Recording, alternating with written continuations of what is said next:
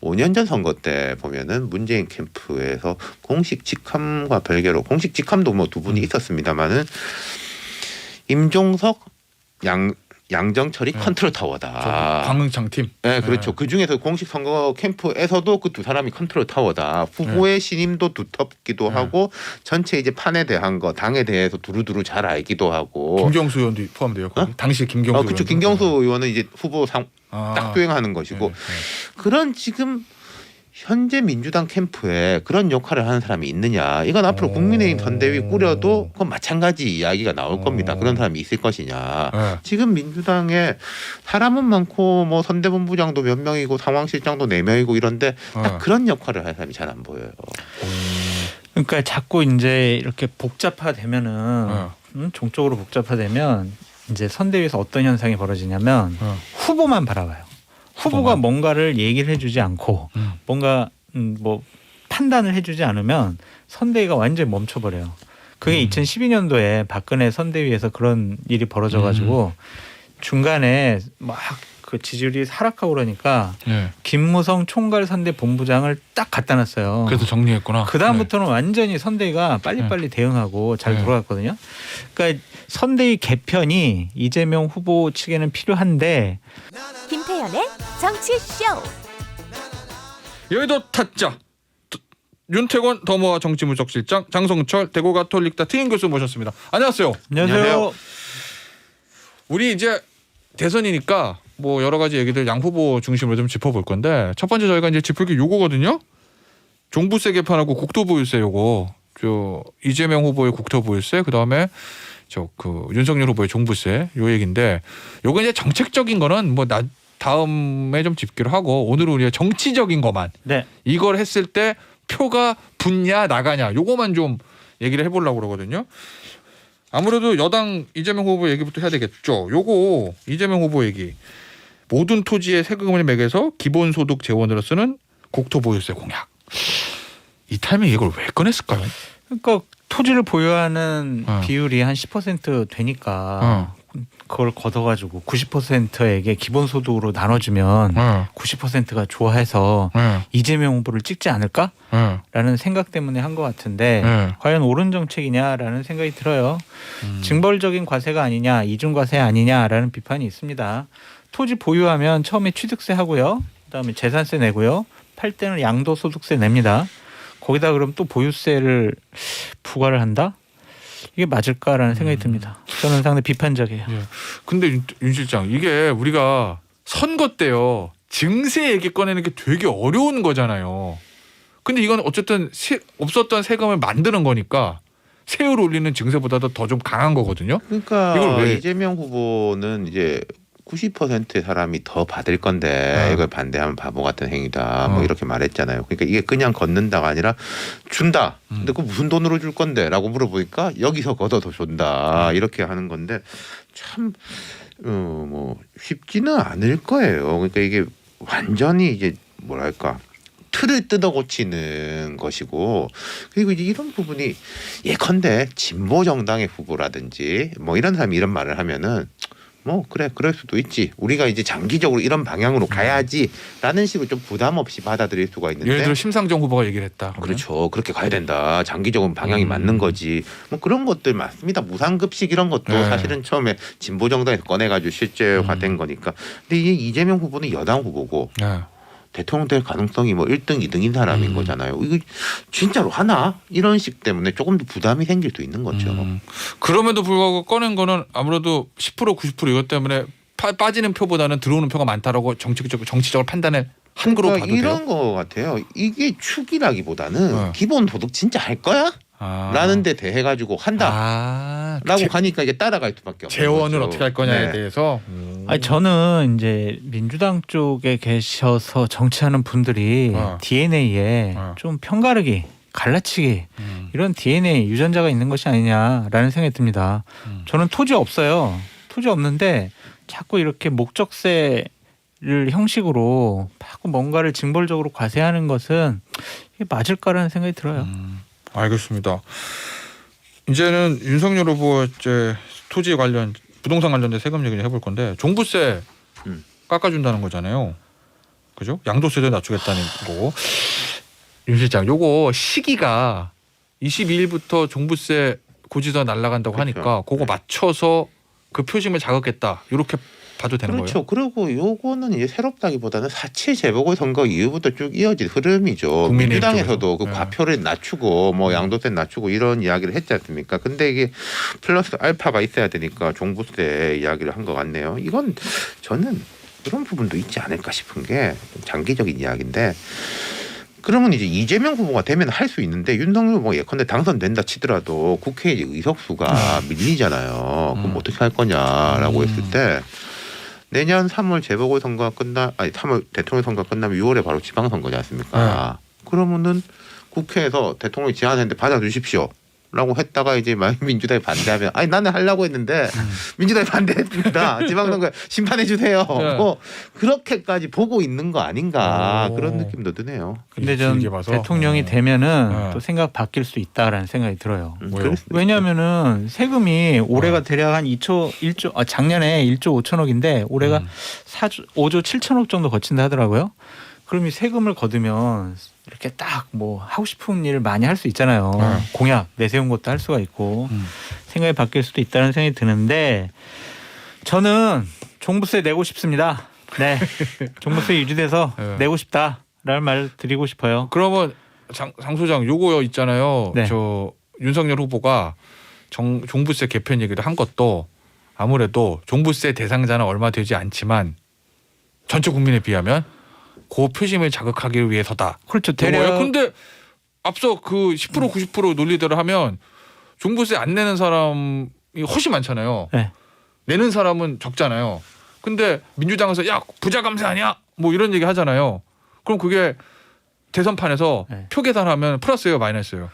결국은 뭐 플러스가 되겠죠. 종부세를 그건 왜 내는 그런 사람들은 우와 절대적으로 야 가서 그냥 윤석열 찍자 없애준대 이렇게 할 거 아니에요. 네. 이거는 실질적으로 혜택을 받잖아요. 근데 이재명 후보의 토지 보유세 같은 경우에는 실질적으로 누가 혜택을 받는 건 아니에요. 지금 혜택을 주겠다라고 하는 거지. 대략 올해 종부세 납부자가 76만 5천 명이래요. 전 국민의 1.7%인데 이 사람들 거의 99%는 야 윤석열 되면 종부세 없애준대. 와 우리 윤석열 찍으러 가자. 그러지 않을까라는 생각이 듭니다. 오히려 저 그걸 수혜 대상자가 적극적으로 나설 거다. 그런 취지신 거구나. 네. 알겠습니다. 양쪽 선대위 요거 캠프 얘기도 좀 짚어볼 건데요. 이재명 후보, 이재명 캠프 쪽에서 어젠가요? 그젠가요? 초선 의원들이 야 이거 우리 캠프 너무 사람만 많고 기민하지 못하다, 문제 있다, 뭐 이런 얘기를 했다는 보도들이 있잖아요. 근데 초선 의원들 한 10명 정도가 대선 후보 캠프에 대해서 지금 출범한 지 한 달 되는데 문제 있다 제기하고 나온 거 굉장히 좀 이례적인 거 아니에요? 뭐 그렇죠. 근데 지금 뭐 민주당에서 위아래에서 이런 이야기가 다 나오고 있으니까 후보도 되게 불만이다 이런 네. 이야기가 많았었고 이런 문제인 것 같아요. 뭐 여러 가지가 있겠지만은 처음에는 이제 원팀을 워낙에 강조했지 않습니까? 뭐 이낙연 지지했던 사람들 뭐 전부 다 모여가지고 하나가 돼야 된다. 그래서 의원 163명, 167명 뭐 전부 다 직함을 주고 그럼 또 의원이 직함이면 뭐 본부장, 부본부장 이렇게 되잖아요. 네. 또 뭐 삼선은 뭐 본부장, 뭐 초선은 뭐 부본부장 이렇게 되니까. 거기 때문에 이제 가분수식이 돼가지고 잘 안 돌아간다 캠프가 효율적으로 그런 이야기들은 많은 것 같습니다. 이 캠프가 왜 안 돌아가냐면 선대위는 중요한 원칙이 있어요. 어떤 원칙? 그러니까 횡적으로는 복잡해도 되는데 횡적으로는 복잡해야 네, 된다. 종적으로는 단순화돼야 돼요. 그래야 컨트롤 타워가 있어가지고 책임 소재가 명확한 거예요. 네.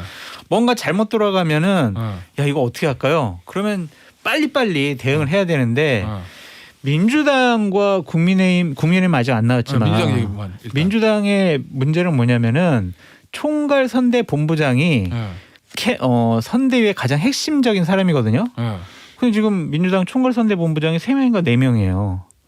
조정식 의원은 하면서 2명이 더 있더라고요. 그러니까 3명인가 4명인데 이러면은 누가 뭐를 책임지고 하려고 하지 않을 거예요. 예를 들면 김혜경 여사의 여러 가지 뭐 불미스러운 아니면은 뭐 믿을 수 없는 여러 가지 소문들이 돌아다녔잖아요. 이번에 캠프 내에서 공식적으로 해명 자리를 낸 것은 오후 4시예요. 이게 맞아요? 아침부터 그냥 별별 소문들이 막 나왔잖아요. 근데 그거를 대응을 그렇게 늦게 해서 이상한 소문들이 퍼지게 만들었다. 이 단적으로 선대위의 문제점을 드러낸 것이다라고 말씀드립니다. 그래서 그 제 말이 맞죠? 이해식 의원이 저기잖아요. 제가 거기 받아서 말씀드리자면 배우자 실장이잖아요. 처음에 이제 저희들끼리는 이제 민주당 뭐 안 하고 의원들 이 너무 한직 아니야? 이해식 의원이 그래도 서울의 중진이고 구청장도 지금 경험이 많은데 한직이다 플러스 뭐 땡보직일 수도 있지. 하는 일 없이 연하님 마치 슬슬 다니면. 근데 지금 나온 이야기는 극한 보직이다. 저 자리가. 그런 이야기가 나올 정도니까요. 그리고 이제 이런 것도 있는 것 같아요. 5년 전 선거 때 보면은 문재인 캠프에서 공식 직함과 별개로 공식 직함도 뭐 두 분이 있었습니다만은 임종석 양정철이 컨트롤 타워다. 광흥창 팀. 네, 그렇죠. 그 중에서 공식 선거 캠프에서도 그 두 사람이 컨트롤 타워다. 후보의 신임도 두텁기도 하고 전체 이제 판에 대한 거, 당에 대해서 두루두루 잘 알기도 하고. 김경수 의원도 포함돼요. 거기? 당시 김경수. 그렇죠. 의원도. 김경수 의원은 이제 후보 딱 수행하는 것이고 그런 지금. 현재 민주당 캠프에 그런 역할을 하는 사람이 있느냐. 이건 앞으로 국민의힘 선대위 꾸려도 그건 마찬가지 이야기가 나올 겁니다. 그런 사람이 있을 것이냐. 지금 민주당에 사람은 많고 뭐 선대본부장도 몇 명이고 상황실장도 4명이고 이런데 딱 그런 역할을 할 사람이 잘 안 보여요. 그러니까 자꾸 이제 이렇게 복잡화되면은 종적으로 복잡화되면 이제 선대위에서 어떤 현상이 벌어지냐면 후보만 바라봐요. 후보가 뭔가를 얘기를 해주지 않고 뭔가 뭐 판단을 해주지 않으면 선대위가 완전히 멈춰버려요. 그게 2012년도에 박근혜 선대위에서 그런 일이 벌어져가지고 중간에 막 그 지지율이 하락하고 그러니까 김무성 총괄 선대 본부장을 딱 갖다 놨어요. 그래서 정리했구나. 그 다음부터는 완전히 선대위가 빨리빨리 대응하고 잘 돌아갔거든요. 그러니까 선대위 개편이 이재명 후보 측에는 필요한데 그것이 근데 지지율이 안 오르고 선대위가 혼란스러운 게 선대위의 문제인지 아니면 이재명 후보의 문제인지는 좀 더 파악을 하고 판단을 해봐야 된다라고 말씀드립니다. 근데 이재명 후보의 지금 전략이 예를 들면 뭐 대선판 되면은 뭐 집토끼 잡는 거, 산토끼 잡는 거 막 있잖아요. 근데 보면은 언론개혁, 검찰개혁 얘기하는 거 보면은 집토끼 잡으려는 것 같기도 하고. 전국민 재난지원금 줘가지고 뭐 이렇게 좀 하는 거 보고 문재인 정부하고 차별화하려고 하는 거 보면 산토끼 잡는 것 같기도 하고. 선거가 지금 뭐로 봐야 돼요? 4달이 채 안 남았죠. 100일이 훨씬 남았으니까 많이 남았어요. 그런데 지금 현재 지지율이 좀 벌어져 있지 않습니까? 그래도 이재명 후보 쪽에는 그런 전략인 것 같아요. 일단은 지지층을 단단하게 해놓고 좀 안정화시킨 다음에 중도 쪽으로 치고 들어가자. 지금은 이제 우리를 단단하게 하는 게 급선무다. 뭐 그건 저는 뭐 나쁘지 않은 생각이라고 봅니다. 근데 그게 이제 구체적으로 잘 돌아가느냐의 문제인데 그 전략 자체는 할만하죠. 지금 뭐 마음이 급해가지고 하루에 1%씩 따라잡아야 되는데 그럴 때는 아직 아니거든요.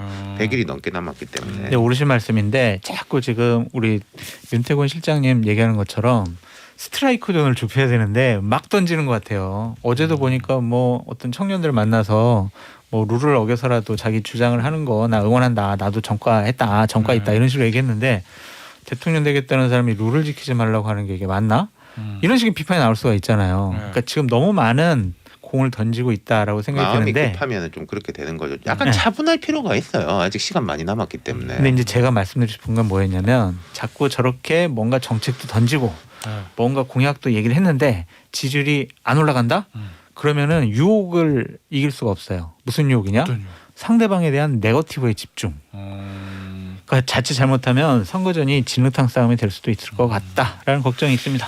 알겠습니다. 요거 국민의힘 선대위 얘기를 좀 해봐야 될 건데 어때요 지금 선대위 어떻게 돼가는 거예요? 뭐 언론 아침 조간신문마다 조금씩 보도 큰 틀은 비슷한데 그러니까 디테일한 오늘 좀 다른 점들이 있는 것 같아요. 오늘 이준석 대표랑 윤석열 후보가 만나서 어느 정도 정리를 하고 김종인 총괄선대위원장한테 가서 보고를 해서 승인을 받겠다라는 것 같아요.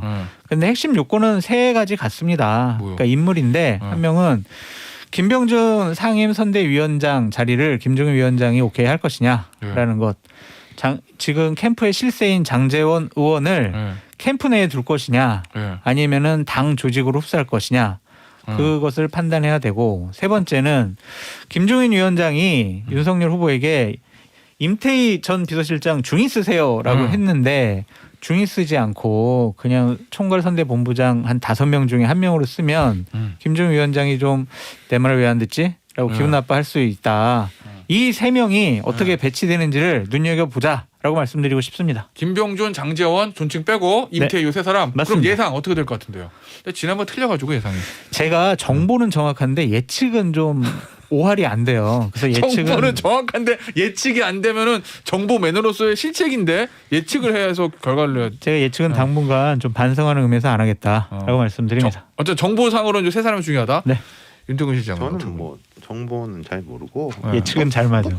예측이 잘 맞아. 어제 될 것 같아요. 네? 될 것 같아요. 뭐가 돼요? 아니 구성이 잘 될 것 같다고요. 구성이? 뭐. 저도 잘 될 것 같아요. 뭐 이번 주말 네. 뭐 이런 이야기 나오고 지금 두 가지 방향이지 않습니까? 방금 말씀하신 이런 분들은 국민의힘 내부 사람들인 거잖아요. 말하자면 여기 교통 정리가 하나가 있고 밖에 약간 깜짝 카드. 오늘 이야기 나온 게 김한길 전 민주당 대표 이런 이야기가 나왔잖아요. 네.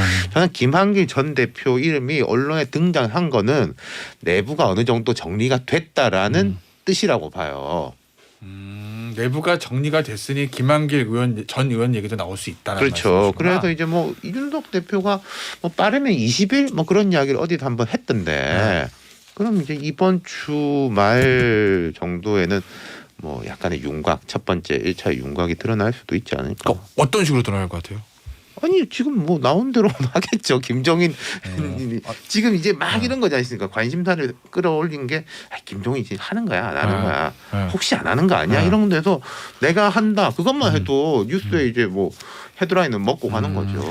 저는 그게 궁금하더라고요. 보니까 언론은 보도 흐름을 보면 윤석열 후보는 확장형이라고 그래가지고 뭐 저 의원들한테 보직 다 나눠주고 막 중진들 막 해서 뭐 공동선정장 하고 뭐 이렇게 하고 싶어하는 것처럼 언론 보도가 되고, 근데 김종인 위원장은 뭔 소리야 슬림하고 심플하게 가야지 그게 맞죠. 물갈이 싹 하고 다시 짜자 뭐 이렇게 원한다는 취지로 보도가 되고 뭐 확장형하고 슬림형 붙으면 지금 어느 게 맞는 거예요? 네. 어떻게 해야 이겨요 대선은? 그게 이제 뭐 정답이란 건 없는 건데 정답 없어요. 우리가 앞서서 민주당의 메머드급 선대위가 잘 안 돌아간다 이런 이야기 한참 했잖아요. 오늘 보도도 그게 되게 많이 나오잖아요. 이런 이야기가 나오면은 김종인 위원장한테 힘이 실리겠죠. 저쪽도 저래가지고 지금 슬림하게 한다는데 우리가 뭐 뒤따라 가가지고 크게 할 거냐 그런 식으로. 그러니까 지지율이 높을 때는 선대위가 그냥 가만히 있어도 잘 돌아가는 것처럼 보여요.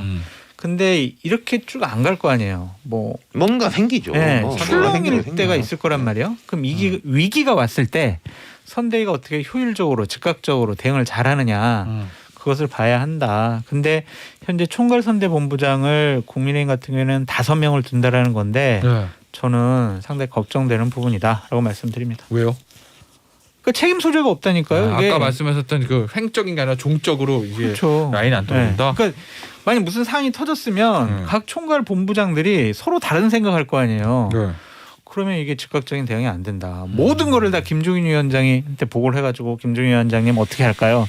이렇게 할 수가 없잖아요. 김종인 위원장은 지방도 다녀야 되고 막 이러는데 그래서 좀 우려되고 걱정돼요. 하나만 더 짚어보면 김병준 전 비대위원장 합류한다 만다 얘기가 많은데 합류하실 것 같은데요. 본인이 네. 김병준 위원장께서 합류하시고 싶어하는 생각이 강해요. 그리고 전 비대위원장이었잖아요. 네. 뭐 안 하면 좀 이상하겠죠. 사실 왜 안 하지 이런 거죠. 그러니까 이제 구조가 이래요. 합류하면 구조가 어떻게 되는 거예요? 후보가 있고 네. 총괄선대위원장이 있어요. 그다음에 지금 김병준 위원장이 얘기하는 거는 총괄선대위원장 밑에 상임선대위원장을 하겠다는 건데 수직 관계인가 그러면? 예, 그 수직 관계를 하겠다라는 건데 그래서 이제 본부장들을 좀 총괄하겠다라는 것 같은데 보통 전직 비대위원장이나 국회의장 당대표급은 옆에 선대위 고문으로 빼요. 후보랑 총괄선대위원장 사이에 옆으로 횡적으로 그걸 안 하시겠다고 하는 거를 김종인 위원장이 받아들일까? 그 부분도 좀 관찰해 봐야 돼요. 알겠습니다. 오늘 저 여의도 타짜는요 여기서 마무리. 벌써 끝내요? 시간이 시간 다 됐는데? 네. 한 번 더 하실래요? 아직 1분 남았답니다. 네. 그럼 요거 하나 물어볼게요. 네. 우리 저 장성철 교수의 같이 일하셨던 옛 보스, 제가 모셨던 김무성 전 대표가 얼마 전에 이런 얘기했던데 이준석 국민의힘 대표와 김종인 전 비대위원장은 분열 리더십을 보이고 있어 우려된다. 네. 요거 뭔 소리예요? 그러니까 이게 왜 당신들만 하려고 그러냐. 나도 좀 껴줘라. 지금 못 끼고 있는 응? 분들이 네. 김무성, 이재호 네. 뭐 이런 분들이잖아요. 나도 껴줘 제발. 근데 이제 뭐 올드보이로 불리는데 요즘 다 건강도 좋으시고 네. 그래가지고 선거도 이길 것 같으니까 또 하나 걸쳐놔야죠 또 이렇게. 근데 올드보이들 다 기원하는 게 선거에 도움 돼요? 그냥 뭐 다 그러니까 지지율이 높고 이길 것 같으니까 네. 다 모이면은 네. 더 도움이 되지 않겠습니까? 저는 뭐 별로 그닥. 네. 예. 아 그럼 내가 모셨는데 도움이 안 된다고 얘기할 수 없잖아요. 이런 거겠죠. 이분들 했을 때 내정에서? 네. 도움이 되느냐, 혹시 마이너스가 되느냐, 뭐 이런 계산이 있을 때 전 크게 플러스 마이너스 했을 때 뭐 되게 좋을 일이 있나 싶긴 해요. 그러면 김 후보는 윤석열 후보는 그러니까 뭐 그래도 뭐 다 그냥 뭐 데리고 가 뭐 이렇게 해야 되는 게 맞는 거예요? 아니, 아니면 그러니까 전직 당 대표기 때문에 고문단 당연히 뭐 이런 걸로 고문이 그렇게. 고문이나 이런데 네. 이름은 네. 당연히 형식적으로 걸치실 것이다라고 말씀드립니다. 알겠습니다. 여의도 터짜 진짜 여기서 마무리할게요. 지금까지 장성철 교수, 윤태곤 실장이었어요. 감사합니다. 감사합니다. Let's get together and spend some quality time.